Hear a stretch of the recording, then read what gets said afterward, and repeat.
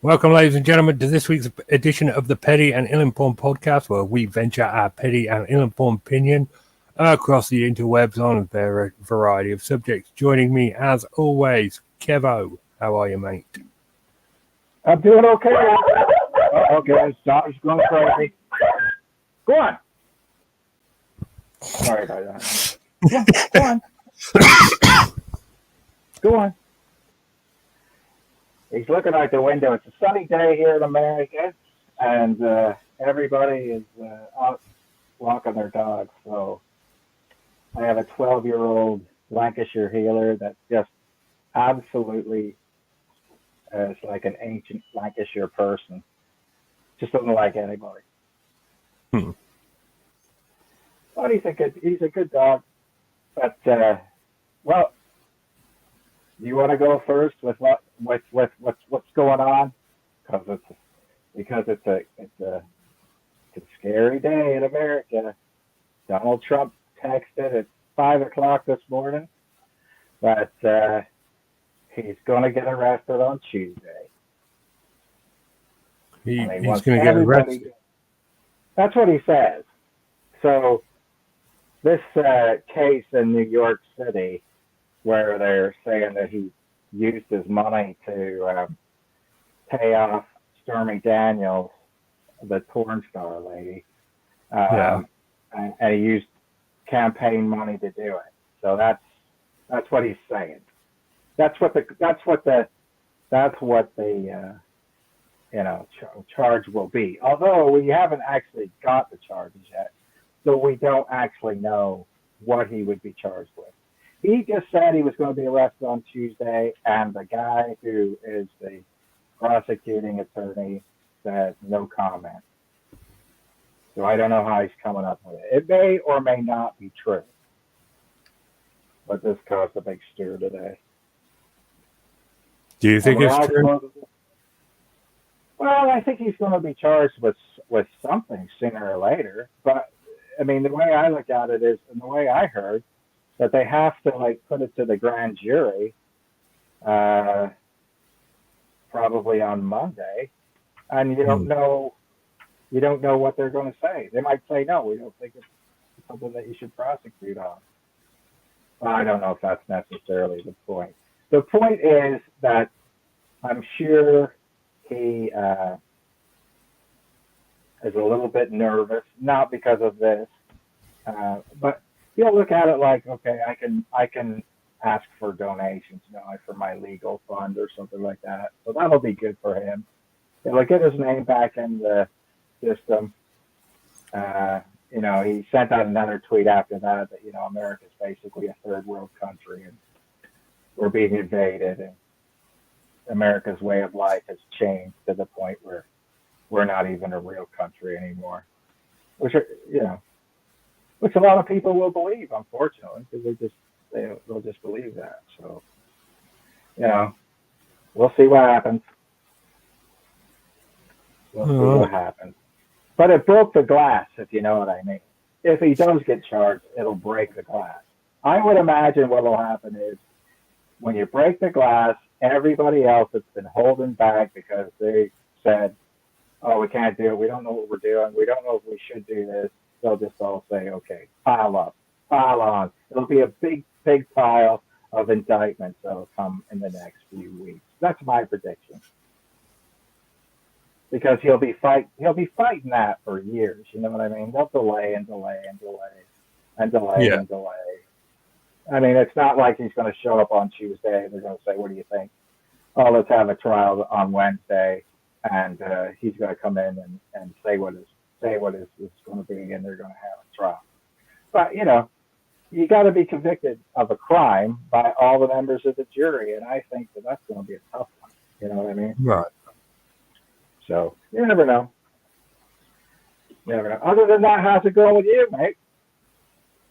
Oh, mate, yeah, I've had a bit of a week myself. My power supply on my computer packed up, so I can't really use my main computer. I'm on my laptop right now. The plumbing in my downstairs bathroom has fallen apart, so I'm having to repair that. Yeah. Are you doing that yourself? Yeah. Are you watching YouTube videos on how to do it? I know how to do it. I put it together in the first place. So it's probably my Uh, fault, whatever the problem is. yeah, but it's not. Is it copper piping, or is it galvanized, or is it a PVC? Is it plastic? PVC, plastic. Oh, that's easy. That's easy enough. Hmm. That should be easy enough, mate. You'll be able to do it, and it shouldn't cost you that much money. You're not doing a lot of soldering or anything like that, so you're all right. You're all right. I've got solder stuff for the pipes, but none of the pipes are the problem. I did all the pipes as well. I soldered all the pipes in there as well. All right. Hmm. So what happened? Is it your toilet's leaking? No, the downstairs shower isn't draining properly, so it's got a blockage somewhere, but I can't find it. Oh, right. And does that just exit outside into your drain, Yeah, or does that? Yeah, just snake it. Snake it from the yeah, other side. yeah. I've snaked it. I've done all sorts, but I can't find what the problem is. Yeah, that's a weird thing. Americans don't understand that it would drain. It would go down your gutter drain. You know what I mean? Americans wouldn't get that. Why that would happen. Your toilet doesn't, by the way. Just so you know. No, Just the water from your shower.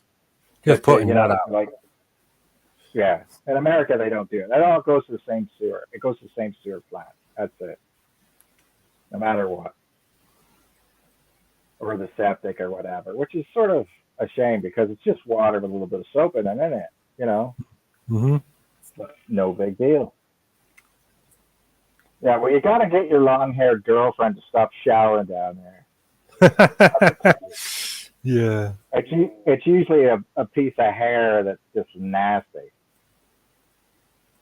yeah. There's probably a clump of something somewhere. Yeah. Stop shaving your pubes in the shower.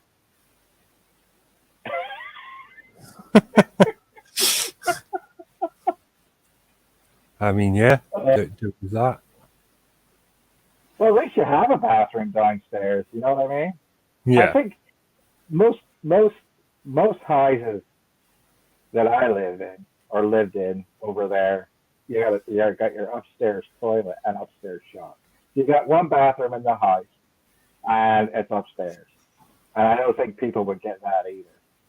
And then Mm. you got your down. If you're lucky enough to have a downstairs toilet, and you're a veteran, then you put all your pictures of your service and your medals and everything in this toilet downstairs.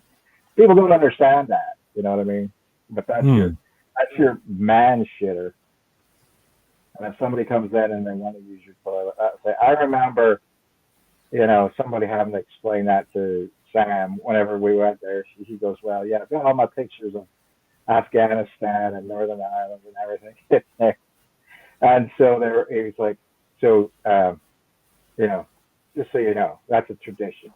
You had to explain it just in Yeah. case nobody got all these non-Milo types." So, what's the topic of the day, buddy? I was going to talk about John Darwin, Oh, a hilarious tale that I recently found out about. oh, where's he from? England. Oh, is he? Hmm. Is he really is the main Darwin? I didn't know this, but just talking about people named Darwin. But did you know that Charles Darwin?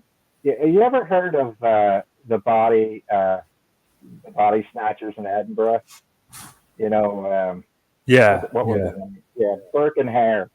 And they came Birkenhead. up with, yeah, they were two Irish guys from Northern Ireland, basically.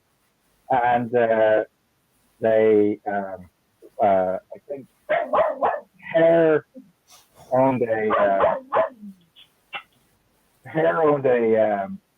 what do you call that? Like a boarding house thing with his it was his common law wife. It wasn't his actual wife, I don't think. But what they did was they changed the law in Edinburgh that you couldn't get bodies except for executed by the state. And so there was two medical schools in Edinburgh, and they gave them all to one guy, and the other guy was SOL basically. So they came. So there was this revenanters were, I think, what they were called, and so there became a group of people who would dig up bodies from graveyards and take them in for autopsies and stuff. And so it became a business. And so one of the people in Burke's or Hare's boarding house died. So they took the body over to this other cat and said, "What would you give us for it?" It was like they were giving them like £5 or £6 for this body, which was a huge amount of money. And so they started basically killing people and taking them over to this guy to do his autopsy. Well, his main assistant was Charles Darwin. But Charles Darwin didn't get in trouble for it. The other guy got in trouble for it whenever he got caught. He didn't go to jail, but he was disgraced and moved to London after that. But Burke and Hare were killed. Yeah. One of their bodies is on display in one of the medical schools. Yeah. Yeah. And basically, they used to, because they used to hold them down, and Burke used to sit on them until they couldn't breathe. So basically, they suffocated, and that method of death was called a burking back then. So that was interesting. And they had this, basically they didn't have jails back then, but they had a stockade called the toll booth. And that's where they basically put these people until they were on trial. When they went on trial, it was very quick. There was no waiting around back then. You know what I mean? It's like, did you do it? No. Yeah, we think you did. Okay, hang on. That was that. Yeah. Yeah. Well, people weren't, unless you were the aristocracy, you weren't shit. That's basically how it was. Yeah. There was two sets of justice in Scotland or England and Northern Ireland at the time. You were either a nobody and you got hung, or you were a member of the nobility and you were allowed to go somewhere else. You know what I mean? You just left in disgrace. And then everybody forgot about the fact that you were. That was it. But then that's where Charles Darwin got his medical training, and then he basically, at that point in time, went on the HMS Beagle and went around the world trying to find stuff, and came up with a theory of evolution. And which is still a theory, not proof. Not a law. Not a law. Well, some aspects of it have been proven, but the origin of man has never actually been completely proven. Right. But I think what's interesting about it is that this is where you get this backlash against Darwin. Darwin was not saying that God doesn't exist, but a lot of people took it as, that was the age when basically people came up with the idea that science is trying to kill God. And so there was a huge backlash between religious people and science, which has never gone away, as you can see. Yeah. But that's where the origin of it was. But basically they said science is trying to kill God, and that still underpins all these different arguments. And that's why you can't trust science. A lot of people don't trust science because of that. Science asks the question. It doesn't necessarily prove things. It very rarely does it prove things. And then if you get into a question of it, like gravity, that's a mathematical equation. you could say gravity exists, and you can use numbers and math and everything like that. This was whenever I was doing statistics. My professor said, if you want to ask a question, go to a scientist. If you want to prove something, go to a mathematician. Because statistically, that's it. That's the question of, is there life in the universe or something? That's a question. But mathematically, you can say, if for example, the universe is infinite, which we haven't proven, but if it is infinite, then there has to be life. No matter what equation you use, there has to be life if the universe is infinite. Because if there's infinite possibilities, then it has happened by the definition of infinity. Buzz Lightyear.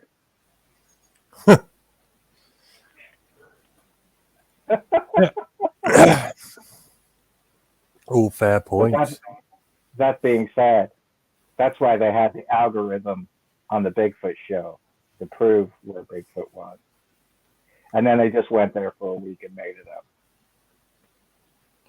Someone just messaged me about Bigfoot. They were like, "Oh, you bring your blog back and getting back on this Bigfoot stuff." And I was like, "What Bigfoot stuff?"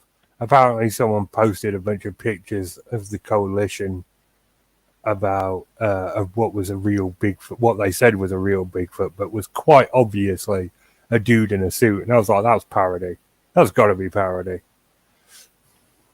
Well, I think the funny thing about it is there's really been nothing that has come out that has been any type of even quasi interesting, in my opinion. Maybe I'm just not looking at it from that standpoint. But I mean, it's just like, once you figure out that Bigfoot expedition is basically staged. Yeah. Once you figure out that that other show, Finding Bigfoot, is basically staged, then you have nothing to go off. If all Bigfoot shows are basically staged, then and these people are the ones who talk at conferences, and those are the ones that everybody think is great, then of course you're not going to find it. Of course you're not. Everybody's doing the wrong thing. If it does exist, and I believe it does, but if it does exist, you're doing it wrong. Yeah, I mean, yeah, absolutely. Yeah, because I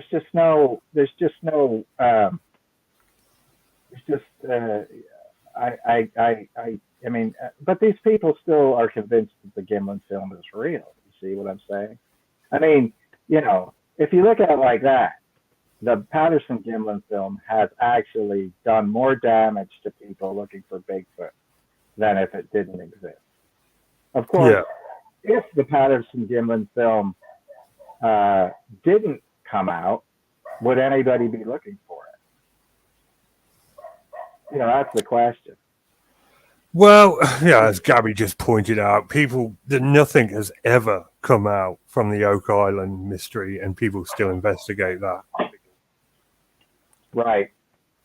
I mean, you see, that's like but that's like,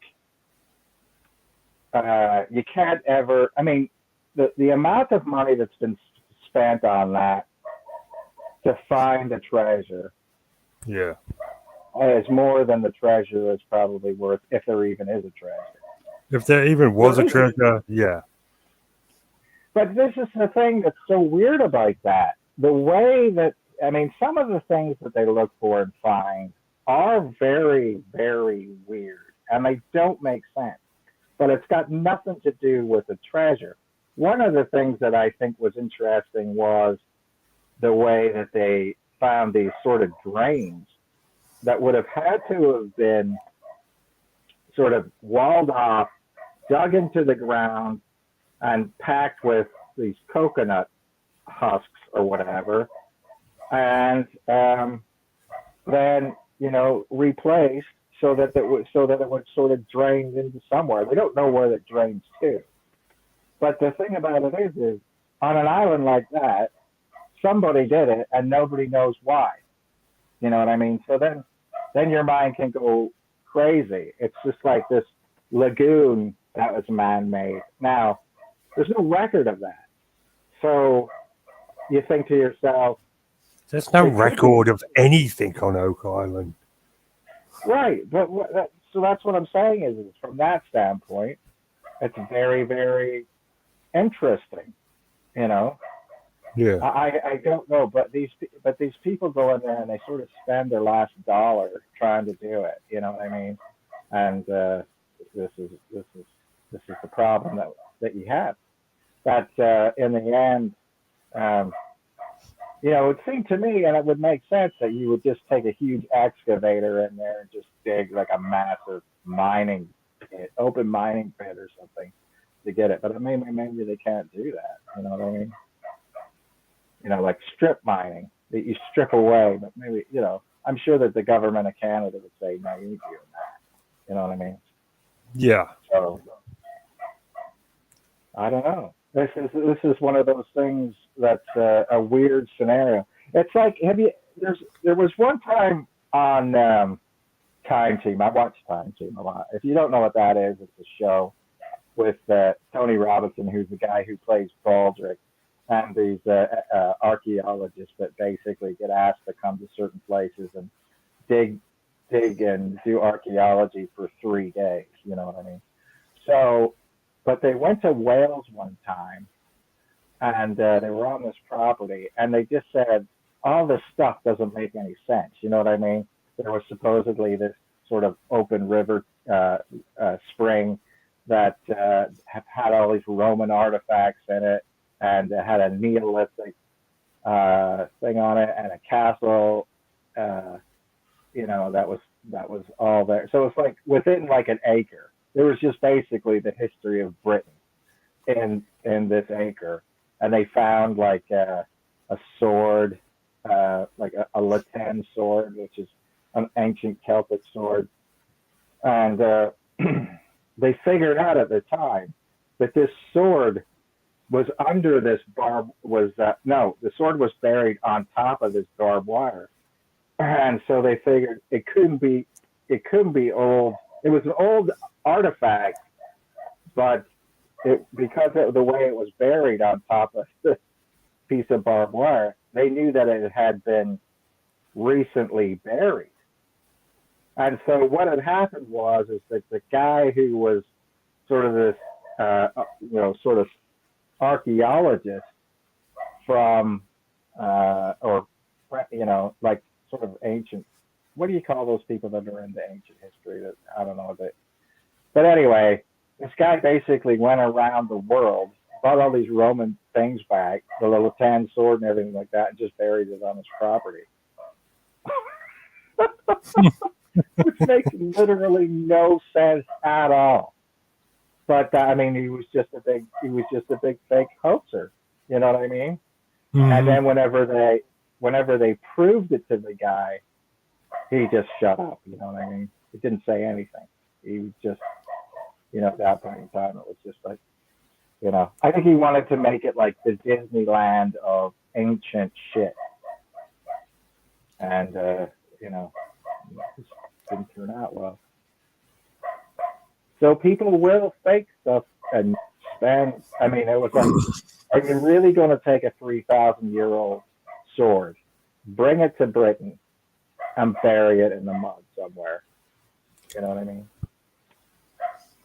Yeah, it doesn't make sense. But, you know what I mean? People go to really, really, really great efforts to fool people, is my point. You know what I mean? And on that subject, let us discuss John Darwin. Yeah. A man who went to extreme lengths to fool people. So, John Darwin is a man from County Durham, which is actually not that far away from me. Right. He was a teacher. Yep. He was a bank officer. He was even a prison officer at one point. And with the money him and his wife made from their various jobs, they bought a large amount of real estate in County Durham. And then, of course, this was early 2000s. We all know what happened. The bottom fell out of the real estate market, and they suddenly found themselves in a vast amount of debt. What would you do, Kevin, if you suddenly found yourself in a vast amount of debt? Move to America. Move to America.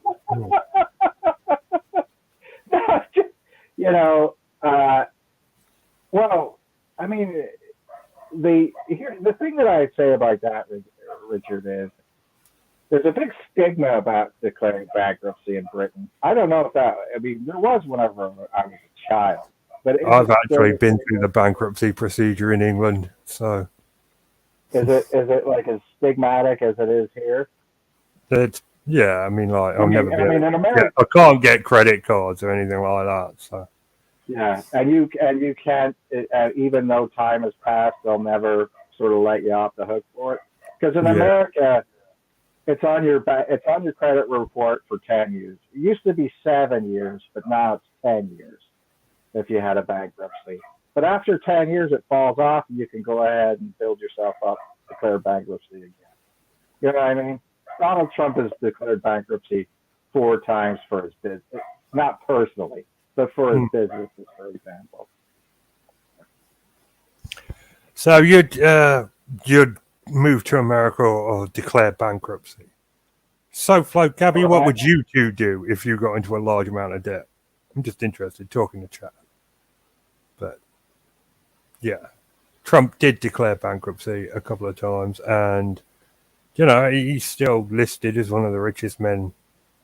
So I don't know how that works. Bankruptcy doesn't work the same way for rich people as it does for poor people. Like, I had to... Well, here's what you do in America. You basically incorporate anything into an LLC. Now, you can incorporate something in the state of Delaware or Nevada for not a lot of money.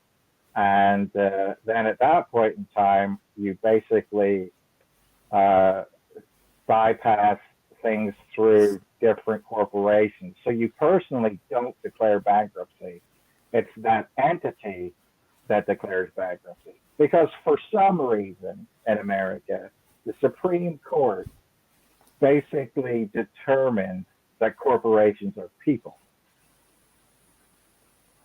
So corporations have gotten to the point where they do say, you're silencing my free speech rights. They do assert people's rights. Of course, they don't have the same responsibility as people. Corporations don't have to fight in wars, for example, or anything like that. But they do assert the right to free speech and those other things. So if you are like that, anybody that's got any money, you hide your money in different things. So I think Donald Trump at certain points, I think he had like 1,000 LLC corporations, and you just pass money from one to the other, and that's how they hide their money and everything like that. So that's why whenever you're saying, are you a financial criminal, you basically need a forensic accountant that can go through and say, where did this money go and where did this money go, and all these different things like that. So very, very hard to prove that somebody is a financial crook if they're smart, which is interesting because, like the Trump Corporation was found to be sort of filling out incorrect documents and was fined. But the corporation can't go to jail either. That's the thing. So it's a good way. Yeah. And like I said, it's a good way to go. I'm sure that there's Mar-a-Lago LLC. There's all these different things like that. So which is LLC stands for Limited Liability Corporation, which means that again, if you're the company president of an LLC, they can't take your own personal asset. If you have a sole proprietorship in America, they could sue you and take your personal assets. If you have a partnership in America and your partner screws up, you're still in partnership with them. They could sue the partnership and take your personal assets. That's why people incorporate. That's why you want to have a corporation. So again, some people would say this: you buy the real estate into a corporation, an LLC. Then these people would have got into a massive debt. Then the LLC declares bankruptcy and they make it away. And they personally don't have a bankruptcy on their record. That's how America works. If you're smart. Well, that's a sensible way of saving money and getting out of debt. So I can't fault them for that. So SoFlo said bankruptcy. Gabby said go into hiding. You're all wrong. What John Darwin did was decide to go for a little canoe trip at Seaton Crew. He took out his kayak and went for a little sea kayaking. The North Sea was reported to be unusually calm at the time, so there was no reason why he couldn't have a bit of an evening canoe. Unfortunately, he vanished. There was no sign of him.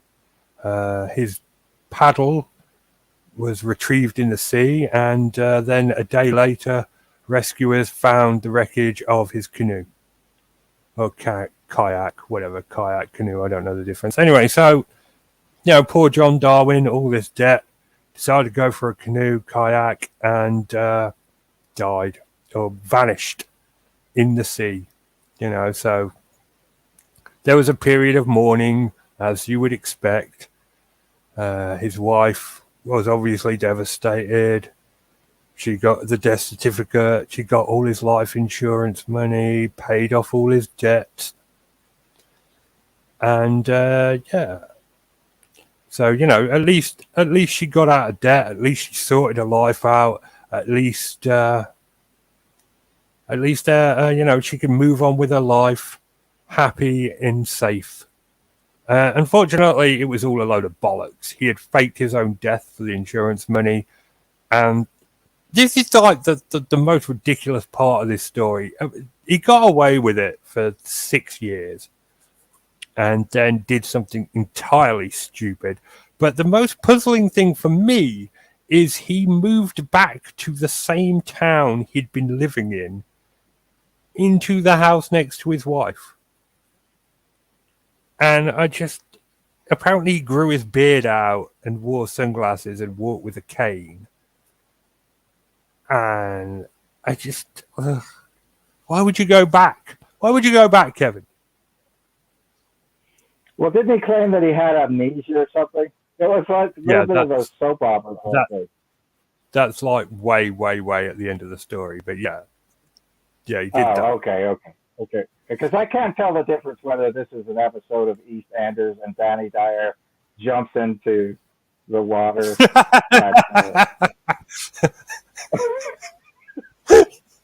I've actually watched that clipped. I've watched that clipped on YouTube, and it's even more ridiculous. Because I drank heavily New Year's, as you do. So I was pretty hammered the first time I watched it, and it's even more ridiculous when you sober up. Oh no, it's totally, yeah. He has to somehow he runs off the cliffs of Dover, and then anyway, I don't want to go. Survives, gets one of them out, and then goes back in and just vanishes. Not dead, not alive. In case he wants to come back at a later date. Well, I mean, that's what I was thinking. In 6 years, maybe he'll come back and say, I was living in France, or no, I was living in Dover, and I had amnesia, or something. Yeah. So, John Darwin's living back at his, pretty much in the same house. It turns out later that he'd built a secret passage to his wife's house from the house he was living in. To me, that's bizarre. I don't know why you'd do that. So he's seen obviously a few times by former tenants and friends of the family, and all of them later said to police, "We didn't report anything because we didn't want to get involved." Which I totally get that. Well, was it a small town, a small village they lived in? Is that what it was? Yeah. It was a small town. Yeah. Well, then you wouldn't rat them like that. That's it. That's within the village. You keep that in the village. It's for the greater good, like they say in Hot Fuzz. Yeah, the greater good. You keep that all in the village. So yeah, it's eventually it dawns on him that they can't keep this ruse going forever. Which, yeah, why would you even have done it in the first place? That's what I want to know. Anyway, so they decide they're going to live elsewhere. He tries moving to Cornwall. That doesn't work. He tries buying a boat. That doesn't work out. He tries living in Kansas. That doesn't work out. In the end, they move to Panama. Why not? He's got a fake identity at this point. So they move out to Panama. They live there. He gets his photo taken with his wife in Panama for the tourist website. This is post-internet, so it goes on the internet, this picture of him, and he's shaved his beard. He looks like him again. So this picture exists on the internet. His wife and he try making a go of it in Panama, but they changed the laws. So you can't travel from Panama to England and back again without going through some scrutiny now. And he knows this fake identity isn't going to hold up to any scrutiny. So he makes the genius move of flying back to England. He says it's because he missed his sons, but it's really because they changed the law. And he walks into a police station and says, "I think I'm a missing person."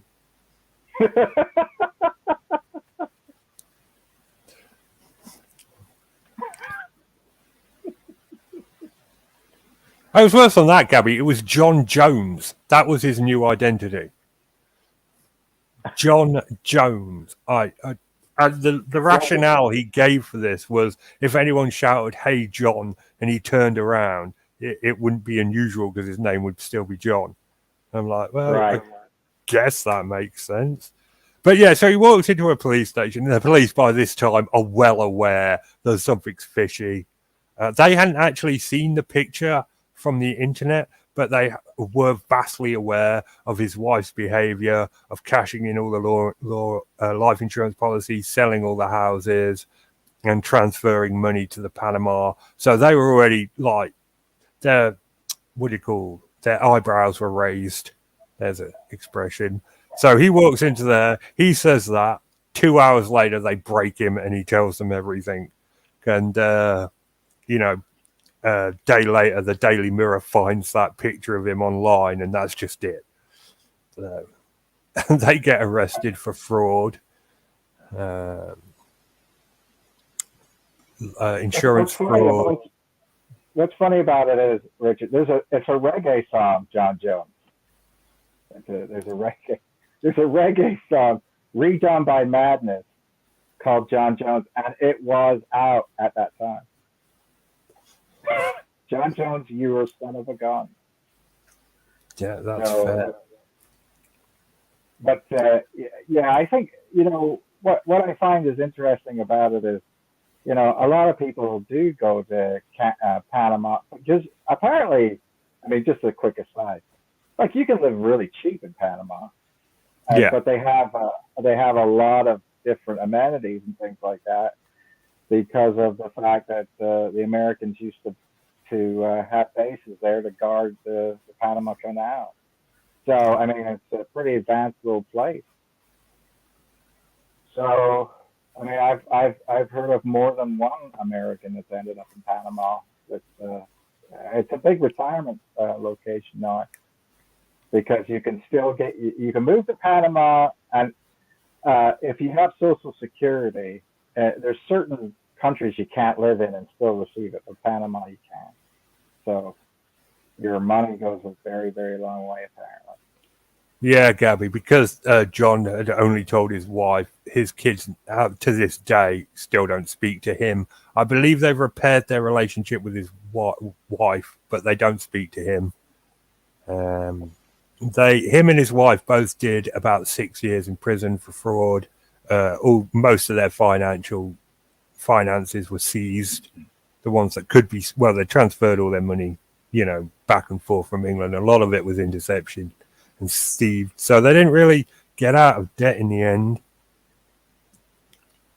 Interestingly, there was a book written about it called The Thief, His Wife, and a Canoe, and that was turned into a series on ITV. I've been trying to track it down, but I can't find it.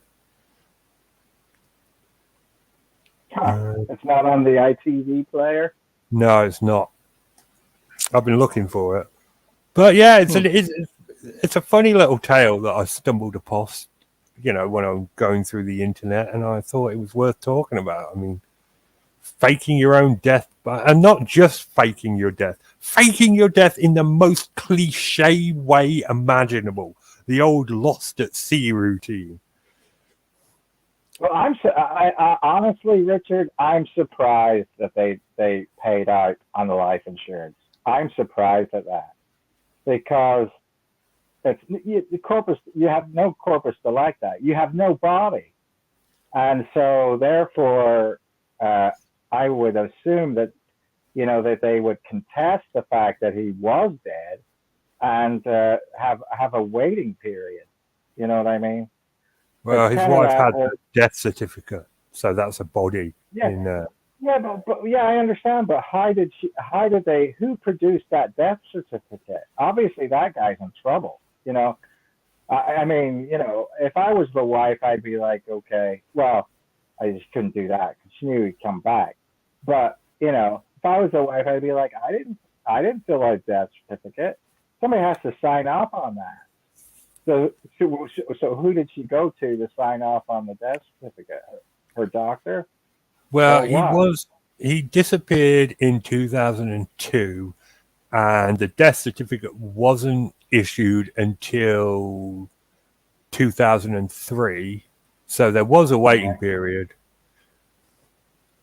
But I honestly think that the standard waiting period is 5 years. I'm not sure about that, but I believe that scamming the insurance people. I don't. That's the least of his crimes, in my opinion. I mean, you have to walk over hot coals to get money out of them usually. So I don't really care that they scam the insurance companies.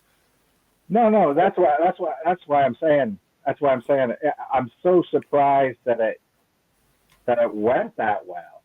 Yeah. I'm surprised she didn't go to the insurance company and just hit a brick wall. You know what I mean? Like, and the insurance company was like, I mean, like in America, if you try to say, oh well, my wife's dead, she disappeared, and my wife's dead, they'll like send a private investigator, right, to check you out. You know what I mean? Because they don't like paying out. They just don't like paying out if they don't have to. You know what I mean? And that's the thing that is interesting to me that they could get that because well, that's interesting. So let's talk about like the famous disappeared guy of all time in British history, Lord Lucan. He did disappear. He was brutally murdered and his ashes scattered to the four winds. Let's get that one sorted. Well, I thought he was just dumped outside of a plane into the English Channel, is what I heard. Yeah. But, and some people say, oh, well, he was living in Switzerland or something like that. But did he have life insurance? Did his family got or anything like that? I mean, that's the thing I don't know. I mean, wasn't it that he basically pissed off a bunch of gangsters because he owed so much money in gambling debt? Yeah, it's just another, what's his face? Jimmy Hoffa situation. Yeah, he disappeared, but we know he's dead. you know? So that's the interesting thing about that. I wonder if Jimmy Hoffa's family got life insurance. How long that took. You know what I mean? I mean, that's an interesting thing where you're just like, yeah, you're gone. You're gone. I mean, I assume in a lot of ways, a lot of people that try to get away just disappear. They just don't. I mean, they go out for cigarettes, never come back. You know what I mean? Mm-hmm. That's the old idea of just abandonment, and then they go somewhere, change their name, or assume another name, and then have a whole other life. You know what I mean? I can't imagine. Well, I can't. Well, I imagine people do. I mean, if you enter the witness protection program, that's basically what you do, isn't it? You know what I mean? I would think that would be so hard. That basically at that point in time you can't contact anybody you used to know. But then they usually do, and that's obviously this guy's issue too. Was that so? I wonder if she knew he was going to do it. Did they ever figure out whether she knew he was going to try to disappear, or whether he disappeared? She was shocked. Actually, thought he had died. No, she was in on it from day one. Day one, okay. Yeah. So she knew. She knew. Okay, I'm going out kayaking. I'll see you in a few years, or I'll see you in a few months, or something. While we dig this secret thing from my house to your house. Yeah. I mean, how did they get away with that? I mean, this passage, was it like a little? They were terraced. They were terraced houses, so they've got thin walls. I guess they just did it themselves. Oh, so they just basically went through a wall. Yeah, they just went through a whole wall. It was just a couple of houses, semi-detached. They just went through one wall.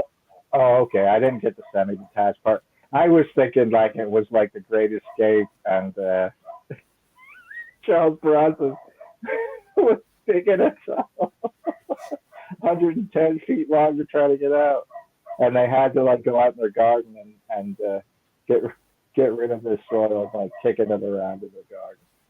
So it wasn't like that.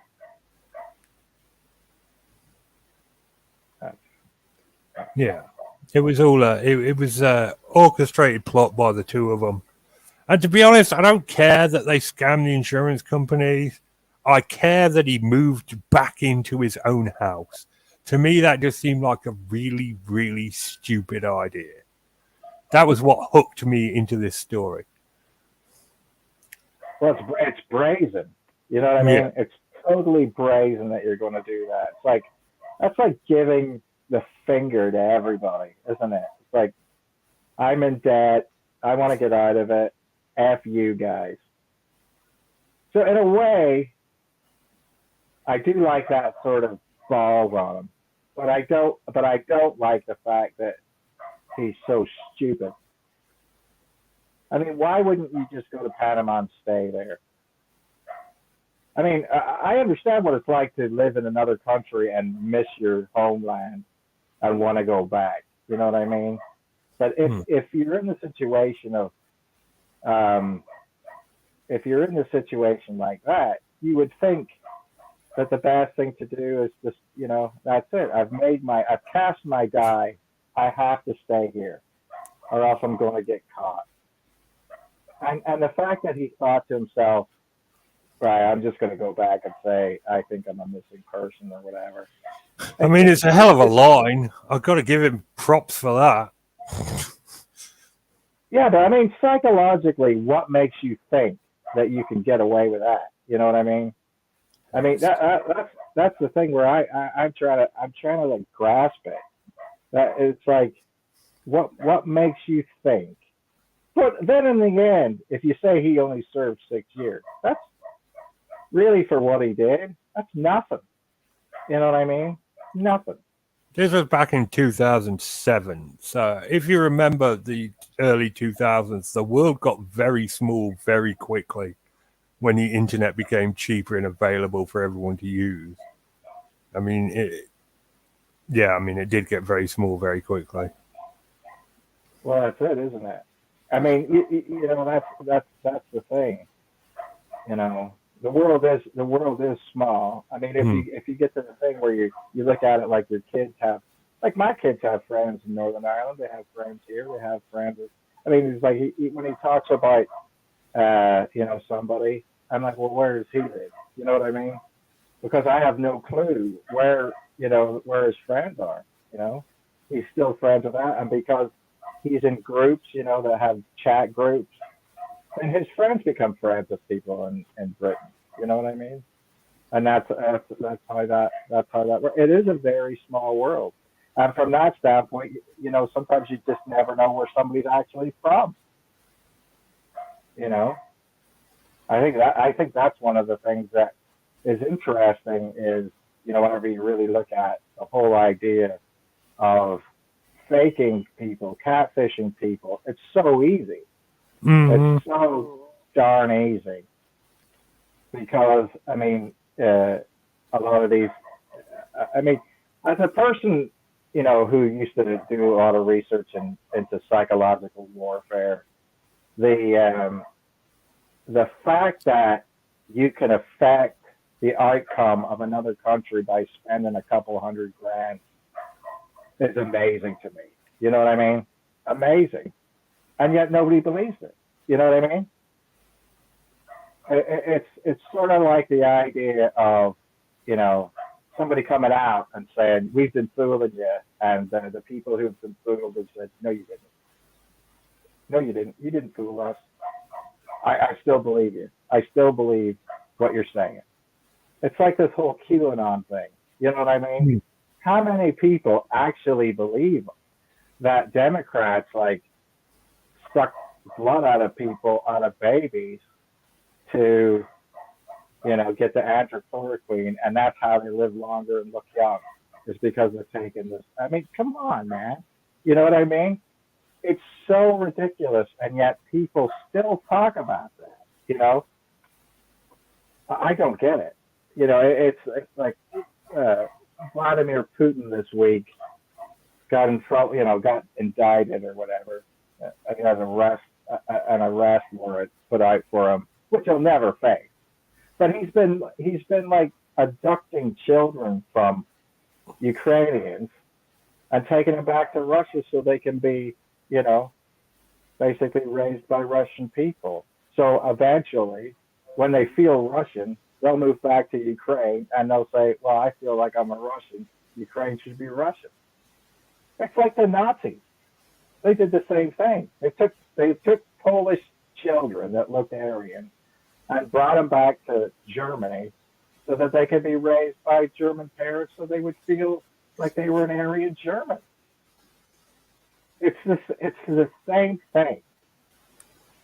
And, there's still people who think that Vladimir Putin invaded Ukraine so that he could stop the illegal biolabs and to prove that Hunter Biden took money or something. Yeah. It's just... QAnon stuff just depresses me. Just how stupid can you be? But the thing about it is, it's like when you get into it, it basically becomes an obsession. You see what I'm saying? Yeah. You can't get away from it. It's an obsession. Bigfoot was an obsession for me, man. I'm just saying that. I got obsessed by it. When I thought I saw Bigfoot, I was obsessed by it, and I think a lot of people do go through that. And it's hard to keep that level of energy up. But then I think in a long way, then at that point in time you start to think, well, the people that I'm going to see in these conferences and everything like that, they're in a secret relationship where they know that the other guy's making it up and they're making it up. But they're not going to say anything about the other guy making it up because then you create a controversy about the whole thing. So yeah. But I mean, that's the thing. People will be stuck into a conspiracy or dragged into it, and then they keep it up. They have to. They have to. So this is the thing. People are conspiratorial. They'll get together and do that. Obviously, in this situation, the wife conspired with the the man and the people that were living next door to them. They conspired after the fact because they never told. They were entered into the conspiracy. They were drawn into it. In America, they would say you were a conspiracist after the fact. You know what I mean? You're guilty because you knew and you didn't say anything about it. Makes sense to me. But that's as a person who lived in Northern Ireland in the 70s, I didn't see a lot of things. You know what I mean? I didn't see anything. Doesn't matter if I was on the street next to somebody who shot a guy. I didn't see it. I was turned the other way. It's like the guy who, whenever was it Reggie or Ronnie Craig was in and like shoot that guy in the bar, nobody saw anything. You know what I mean? Yeah. He basically shoots a guy in the head and nobody saw anything. Because, that's how it is. You know that it's not worth it. You know what I mean? So I think that a lot of people who do say are very, very brave if they talk against those things. But then the other thing about it is that, because other people know they're not doing the right thing, then they call that person who did say something a rat or a snitch. So it's a no-win situation. You know what I mean? It's a no-win situation. And I think that a lot of people live in those circles where, so they think to themselves, what's in it for me if I say, if I tell the truth about something, what's in it for me? And so they look at it and say, I'm not going to say anything about it. There's nothing in it that's going to be. I mean, if you're a witness against a powerful person, it's not going to work out well for you. I mean, no matter what you do, it doesn't work out, and I think that this is interesting about, I wonder how many people that, for example, if this does go to trial, this thing for Trump, he gets charged with it and they don't just, they'll make a motion to dismiss it because they'll say this is bullshit. You know what I mean? I think you should get rid of this. This is just an old thing. But if he does go to trial, somebody's going to get intimidated that's a witness. And the nice thing about it is because of the fact that Trump has this massive amount of people who love him, it'll be some rando. You know what I mean? It'll be some random guy who says, I think I'm going to do this. And he'll do it without any type of instruction from anybody. He'll just be like, okay, yeah, I'm going to go get that. I'm going to go get that Cohen guy. I think they're going to have to lock down. They're going to have to lock down everybody in the jury, everybody, and then the prosecutor, and all the witnesses. I mean, the only way they'll be able to get it done, yeah. I mean, they're not going to be able to guarantee a fair and impartial trial. They'd have to bring in foreign nationals. I don't see them being able to do that. Well, yeah, that's the thing, and that's the thing that, is an interesting thing. I mean, from a lawyer standpoint, you gotta realize that the prosecutor has got to feel that he's got this locked up. You know what I mean? Or he wouldn't do it. It doesn't make any sense that he would charge him unless he thinks he's got it locked down. But there's so many things that you can do in a case like that. You can tamper with the jury. You can tamper with the witnesses. I mean, and all you have to do is provide one little ounce of doubt that somebody says, I don't think that's it.